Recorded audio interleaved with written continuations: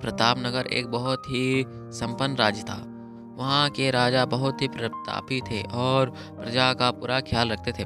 राजा ने पूरे जीवन प्रजा की मन से सेवा की थी, लेकिन अब वह बूढ़े हो चले थे। तब मन में बड़ी दुविधा थी कि उनके बाद राज्य को कौन चलाएगा।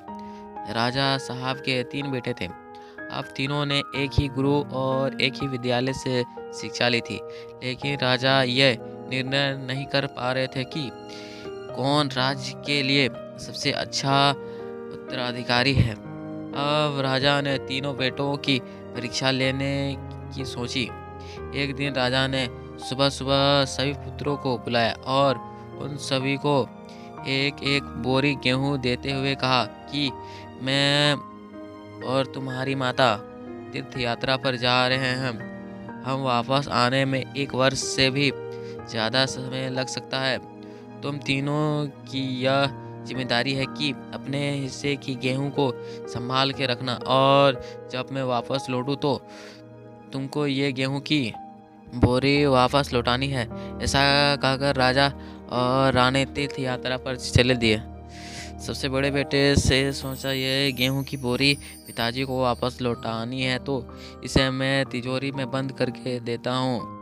जब पिताजी आएंगे तो वापस दे दूंगा। यही सोचकर उसने गेहूं की बोरी तिजोरी में रखवा दी, ताकि एक दाना भी इधर उधर ना हो। दूसरे बेटे से सोचा कि तिजोरी में तो गेहूं सड़ जाएगी, मैं इन गेहूं को खेत में डलवा देता हूँ, जिससे गेहूं की अच्छी फसल होगी और पिताजी को एक बोरी की बजाय कई बोरी गेहूं के दे सकूंगा। अब उसने ना गेहूं के लिए अच्छा खेत देखा और ना ही अच्छी उपज जमीन देखी और ना ही खेत की घास फूस को साफ करवाया। बस ऐसे ही एक बंजर जमीन पर गेहूं डलवा दी और कभी उसने देखभाल करने नहीं आया। उसे लगा कि अब अपने आप फसल आ जाएगी। तीसरा बेटा ज़्यादा समझदार था। उसने अपने मित्र के साथ मिलकर एक अच्छा खेत देखा जो बहुत उपजाऊ था। फिर उसकी मिट्टी बदलवाई, वहाँ घास फूस की सफाई करवाई और फिर विधि अनुसार गेहूं के दाने खेत पर बो दिए। फिर लगन और मेहनत से खेत की हिफाजत की, समय पर खाद पानी का सब कुछ दिया। साल भर बाद पहली फसल आई। उसने फिर से बोया, फिर और अन्य उपजाऊ खेत खलियान लहलाने लगा। राजा यही कई 3 वर्ष बाद वापस आया। तीनों पुत्रों को देखकर बड़ी प्रशंसा हुई। साथ ही मन में इच्छा थी ये जानने की कि बेटों ने गेहूं के साथ क्या किया। पहले पुत्र ने जैसे ही तिजोरी खोली कि दिखाई अंदर से बहुत बुरी बदबू आ रही थी। सब कुछ सड़ राख हो चुका था। पिता ने कहा, ये अन्य है जिससे हम सबका जीवन चलता है और तुम इसकी देखभाल नहीं कर पाए। तुम क्या राज्य संभालोगे।